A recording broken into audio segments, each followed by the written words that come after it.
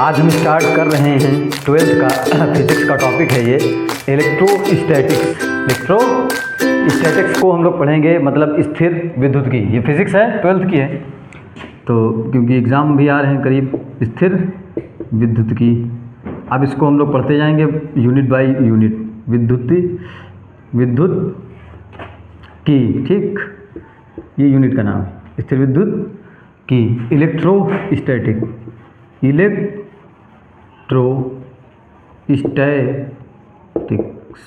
Electrostatics. Physics मतलब भौतिक विज्ञान। तो भौतिक विज्ञान और रसायन विज्ञान, मतलब केमिस्ट्री, बायो, उसको समझने के लिए थोड़ी सी दिक्कतें, परेशानियां होती हैं, जो इनके बीच अंतर करने के लिए। तो हमेशा जब आप पढ़िए तो शुरुआत में, उसके प्रारंभ में ही भौतिक विज्ञान की कम से कम क्या पढ़ी जाए, उसकी भाषा पढ़ी जाए, डेफिनेशन पढ़ी जाए। भौतिक विज्ञान के कितने पार्ट हैं, क्यों इसको भौतिक विज्ञान कहा जाता है, रसायन विज्ञान क्या किस प्रकार से इससे अलग है, यानी फिजिक्स। ये थोड़ी सी बात आपको पढ़नी ज़रूरी है। भौतिक विज्ञान यानी फिजिक्स। तो फिजिक्स को समझने के लिए हम बात करेंगे, जो भी ये तोड़ फोड़, बल, खींचना, धक्का देना, ये सब जितना आता है वो किस में है, फिजिक्स में है, ठीक। केमिस्ट्री में बात करते हैं हम आंतरिक मामलों की, उसके संगठन की बात करते हैं, उसकी संरचना की बात करते हैं, उसके आंतरिक मामलों की बात करते हैं, उसमें परिवर्तन देखते हैं। लेकिन फिजिक्स में ऊपर, हम मिसाल के तौर पर, आप खड़े हैं, हम खड़े हैं, या आप नहीं खड़े हैं, आप तो हमारे स्टूडेंट हैं, क्योंकि तो क्यों कहेंगे आपको, कोई और है, हम हैं, तो उसने हमसे सवाल किया फिजिक्स, केमिस्ट्री और बायो किस प्रकार से अलग हैं। तो हमने एक क्या किया, एक बढ़िया खींच के, एक बढ़िया तमाचा बेहतरीन टाइट करके उसके मारा। तो पहला काम क्या हुआ कि जैसे ही उसके तमाचा पड़ा, उसका क्या हुआ कि फेस घूमा इधर से उधर, तो ये क्या हुआ, बल लगा भाई। तो ये क्या हुई, फिजिक्स। उसके दांत टूट के गिर गए, क्या हुआ, फिजिक्स। केमिस्ट्री क्या हुई कि उसमें जो रिएक्शन हुई, जो फूल गया, उसका गाल नीला नीला पड़ गया, जो खून निकला, वो सब केमिस्ट्री हुई। अब जो इलाज करेगा वो कौन होगा, बायोलॉजी हुई। हो इलाज में क्या होगा, बायोलॉजी। जो नए टिश्यू बनेंगे, जो उसमें प्लाज्मा वगैरह, जो भी खून वून निकला, उसको एडजस्टमेंट जो भी होगी शारीरिक, वो क्या है, बायो। तो आपको पता चला एक ही तमाचे में 3 सवाल का जवाब मिल जाता, फिजिक्स, केमिस्ट्री, बायो। तो ये है विज्ञान। तो भौतिक विज्ञान हम पढ़ रहे हैं। भौतिक विज्ञान की एक यूनिट है, फर्स्ट यूनिट, जो आपकी है फिजिक्स की, स्थिर विद्युत की। यहाँ पर बात करते हैं स्थिर मतलब रुका हुआ, विद्युत की मतलब आप समझ रहे हैं ना, इलेक्ट्रो से है। किससे, इलेक्ट्रो से। जो भी इलेक्ट्रो यानी विद्युत की के बारे में हम पढ़ेंगे, स्टैटिक मतलब रुके हुए चार्ज के बारे में पढ़ेंगे, रुके हुए बहुत, मतलब जो भी रुकी हुई चीज़ें हैं, स्थिर विद्युत की, विद्युत से रिलेटेड जो भी चीज़ें हैं स्थिर वाली, वो हम पढ़ेंगे इस यूनिट में। इलेक्ट्रो मतलब रुका हुआ, स्टैटिक्स मतलब चार्ज, रुके हुए चार्ज के बारे में हम लोग यहाँ चर्चा करने वाले हैं, ठीक है। तो हमने क्या बात आती है यहाँ पर कि बहुत समय पहले क्या था कि जब कोई जैसे आवेश है, कोई भी फिजिकल प्रोसेस है, कोई भी केमिकल प्रोसेस है, उसको भूत प्रेत या कोई भी एक मान्यता मानी जाती थी कि इस मान्यता की वजह से यहाँ पर ये है। फिर धीरे धीरे रिसर्चें जब बढ़ती हैं तो पता चलता है कि इस ये फिनोमिना इस वजह से है और इस रीज़न से देखने को मिल रहा है। होता यह था कि रेशम का जो धागा होता है, रेशम का धागा जिसको कहते हैं रेशम और कांच को, यानी ग्लास, रेशम जब रगड़ा जाता है कांच पर, तो उसमें कांच में एक पावर आती है, एक चार्ज आता है, एक शक्ति आती है, जिससे कि वो दूसरी चीज़ों को अपनी ओर आकर्षित करने लगता है या प्रतिकर्षित करने लगता है। दूसरी चीज़ें क्या, ट्रक, ट्रेन या तुम्हारा मकान या हमको तुमको नहीं, बल्कि दूसरी चीज़ें जो हल्की हैं, जैसे कागज़ है, इस प्रकार से हल्की चीज़ों को वो खींचने लगता है। तो ये क्रियाएं अजीब अजीब बातों पर मानी जाती थीं। बाद में जब वैज्ञानिक आए, उन्होंने बताया नहीं, ये एक चार्ज है, ये एक आवेश है। तो इसको समझाने के लिए वैज्ञानिकों ने जो बातें बताई, उनमें से कुछ बातें हम आपको बताएंगे। ये नाभिक है, न्यूक्लियस है, उसमें क्या है, धनात्मक आवेश होता है न्यूक्लियस में भाई। प्रोटॉन और न्यूट्रॉन न्यूक्लियस के अंदर है, नाभिक के अंदर। चारों ओर वृत्तीय कक्षाओं में इलेक्ट्रॉन घूमता है। तो जब इलेक्ट्रॉन किसी भी कक्षा से निकल जाता है, किसी भी धातु से, परमाणु से निकल जाता है, तो वहाँ पर आता है पॉजिटिव चार्ज। क्योंकि इलेक्ट्रॉन नेगेटिव, इंसान जब कहीं से चला जाएगा तो पॉजिटिविटी क्रिएट होगी भाई, नहीं होगी, बताइए भाइयों की बहनों, बताइए होगी नहीं होगी। बहनों के भाइयों बताइए होगी नहीं होगी? तो बिल्कुल होगी। तो यहाँ पर जब ये चला गया इलेक्ट्रॉन तो यहाँ पर धनात्मक आवेश आया।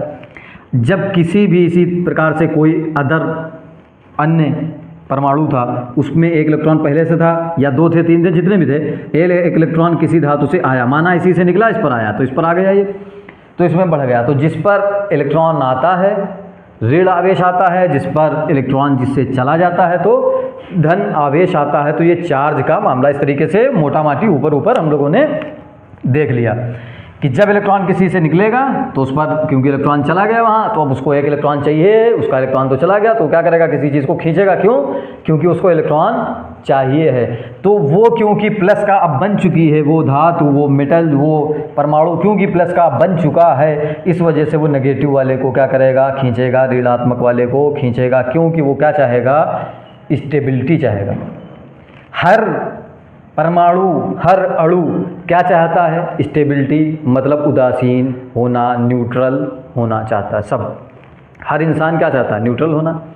भाई कोई क्यों पढ़ता है कि पढ़ेंगे एक अच्छे सभ्य आदमी बनेंगे, उसको पढ़ लिख के फिर जॉब करेंगे एक अच्छी सभ्य तरीके से, एक सिस्टम से हम काम करेंगे, ठीक। तो हर इंसान स्टेबिलिटी चाहता है।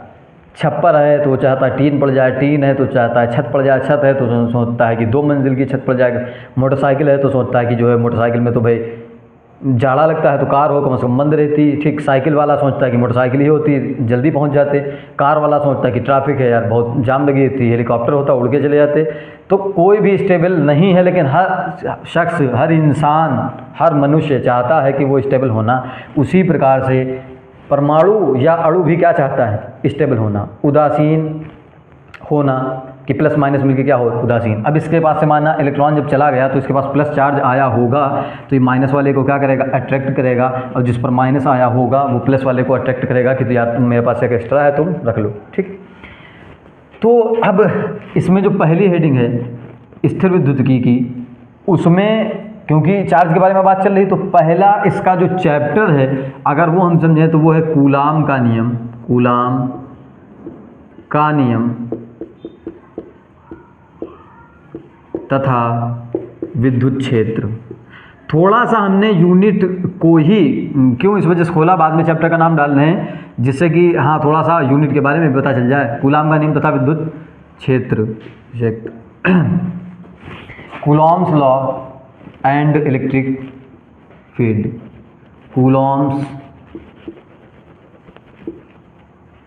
Coulomb's law and electric field. Coulomb's law and electric field, coulomb का नियम तथा विद्युत क्षेत्र पढ़ते हैं इसको, ठीक। तो ये बात क्लियर हुई। अब हम क्या देखेंगे इस चैप्टर में, जो पहली हेडिंग है वो है विद्युत आवेश। इसमें कूलाम ने एक नियम दिया था, इसी को बताते हुए समझाते हुए, तो उसको देखने से पहले हम विद्युत आवेश की चर्चा करेंगे, जो कि हम यहाँ पर कर रहे थे। इसको कहते हैं इलेक्ट्रिक चार्ज। इलेक्ट्रिक, वो विद्युत आवेशी की चर्चा चल रही थी। इलेक्ट्रिक चार्ज, विद्युत आवेश। तो विद्युत आवेश होता क्या है, हमने बताया किसी धातु से इलेक्ट्रॉन गया, परमाणु से इलेक्ट्रॉन गया तो धनात्मक आवेश आया, जिस पर गया या जिस पर आया उस पर क्या हुआ कि ऋणात्मक आवेश आया। तो यहाँ पर बात करते हैं किसी आवेशित वस्तु का वह गुण। किसी आवेशित वस्तु का वह गुण, कोई भी ऑब्जेक्ट ऐसी है जिस पर क्या है, चार्ज है, तो उसकी वो प्रॉपर्टी, वो उसका गुण जिसकी वजह से वो क्या करता है, दूसरी वस्तु को, आवेशित वस्तु को आकर्षित या प्रतिकर्षित करता है, विद्युत आवेश कहलाता है। किसी वस्तु का, बल्कि वस्तु नहीं, सिर्फ क्या कहना है, आवेशित वस्तु। तो किसी आवेशित वस्तु का, कोई भी आवेशित वस्तु है जिससे इलेक्ट्रॉन गया है या जिस पर आया है, किसी आवेशित वस्तु का वह गुण जिसके कारण वह किसी अन्य आवेशित वस्तु को आकर्षित या प्रतिकर्षित करता है, विद्युत आवेश कहलाता है, इलेक्ट्रिक चार्ज कहते हैं, ठीक। ये बात क्लियर। तो अब आता है टाइप्स ऑफ इलेक्ट्रिक चार्ज के बारे में देखेंगे। या इसमें देखो, एक तो धनात्मक होता है जिसको हम कहते हैं धनात्मक आवेश, प्लस का, धनात्मक पॉजिटिव, धनात्मक आवेश, धनात्मक आवेश। तो धनात्मक आवेश पॉजिटिव चार्ज की बात करेंगे, पॉजिटिव चार्ज तो पॉजिटिव चार्ज क्या है भाई, जब किसी धातु से इलेक्ट्रॉन निकल जाता है तो हाँ उस पर धनात्मक आवेश आता है, और जब किसी पर आता है तो क्या आता है, ऋणात्मक आवेश आता है उस पर, ऋणात्मक आवेश, नेगेटिव चार्ज, नेगेटिव चार्ज। ये हुआ नेगेटिव चार्ज, पॉजिटिव चार्ज भाषा, ठीक। जब किसी परमाणु से इलेक्ट्रॉन निकलता है तो उस पर धनात्मक आवेश आता है, जब किसी परमाणु पर इलेक्ट्रॉन आ जाता है तो उस पर ऋणात्मक आवेश आ जाता है। अब यहाँ पर आती है कि ये आपस में किस तरीके से एक दूसरे की, इनकी क्या नेचर होता है, क्या प्रकृति होती है। तो पॉजिटिव एक दूसरे को क्या करता है, प्रतिकर्षित करता है, यानी रिपेल करता है, रिपेल करता है।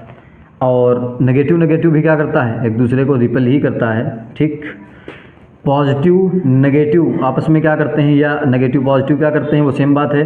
तो ये करते हैं आकर्षित, आकर्षित करते हैं, क्या करते हैं, आकर्षित यानी अट्रैक्ट करते हैं, अट्रैक्ट करते हैं, अट्रैक्ट करते हैं। तो समान आवेश यानी सजातीय आवेश एक दूसरे को प्रतिकर्षित यानी रिपेल करते हैं, धक्का देते हैं, एक दूसरे से दूर हटते हैं, क्योंकि इसके पास भी इलेक्ट्रॉन नहीं है, इसके दूसरे पास भी नहीं, एक पॉजिटिव कोई परमाणु है, इसका मतलब ये हुआ पॉजिटिव चार्ज कहीं किसी पर है, इसका मतलब ये हुआ उसको गरीब आदमी है यार, इलेक्ट्रॉन उसने दे दिया है, किसी को दान दिया है। और दूसरा भी अगर धनात्मक है तो उसने भी इलेक्ट्रॉन का दान दिया है, वो भी गरीब आदमी है।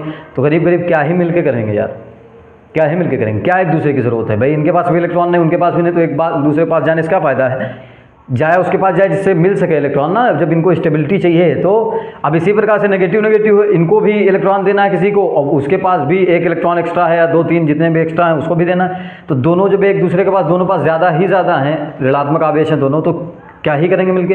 तो धन आवेश ऋण आवेश जब मिलते हैं, मतलब एक के पास इलेक्ट्रॉन एक्स्ट्रा है, एक के पास एक्स्ट्रा नहीं है, बल्कि एक की कमी है, तो एक दूसरे से मिल जाते हैं, तो वो आकर्षित करते हैं, क्या करते हैं, वो आकर्षित करते हैं, ठीक। और ये रिपेल करते हैं। तो हमने इसके एग्जांपल भी दिया है सेम, जिस प्रकार से जैसे सेम जेंडर वाले बहुत देर बात नहीं करते हैं, क्योंकि देखा होगा लड़के लड़के हैं तो आपस में वो ज़्यादा देर बात नहीं करते हैं। अगर फ़ोन आया, हाँ हेलो ठीक आ रहे हैं, ठीक, बस इतनी बात होती। या तुमने शादी में जाना, जींस लिया, कैसे लिया, ठीक, ये सब बात होती। लेकिन अगर जेंडर अलग अलग है तो 2 बज जाए, 3 बज जाए, 4 बज जाए, कोई मतलब नहीं है कितनी लंबी बात होती है। जो 2-4 मिनट बात करने वाले भी घंटों बात किया करते हैं अगर जेंडर सेम नहीं है, ठीक। वो एक चार्ज ही का मामला है, वो भी एक आवेश ही का समझो एक तरीके का मामला है चार्ज का, कि भाई इधर मज़ा नहीं आता है, सेम जेंडर में क्या ही बात करेंगे, सेम बातें हैं, सेम माहौल है, कि वो भी जिम्मेदारी घर की, वो भी जिम्मेदारी, वो भी उसी तरीके से पढ़ाई, उनकी उसी तरीके से पढ़ाई, ठीक।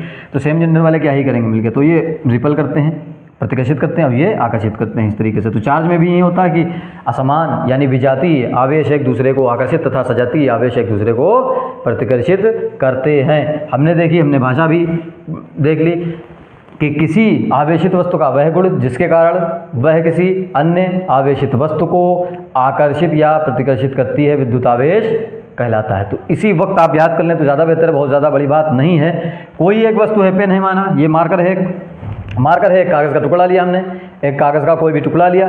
तो अब क्या है कि मान लो मार्कर है, तो ये कोई वस्तु है, ये कैसा आवेशित, हमने इसको रगड़ दिया, किसी भी तरीके से रगड़ा, अब इस पर क्या आवेश आया। तो किसी आवेशित वस्तु का वह गुण जिसके कारण वह किसी अन्य आवेशित वस्तु, मान लिया कागज़ को रगड़ा हमने, अन्य आवेशित वस्तु को आकर्षित या प्रतिकर्षित करता विद्युत आवेश कहलाता है। इसका प्रैक्टिकल हम लोग देख लेंगे।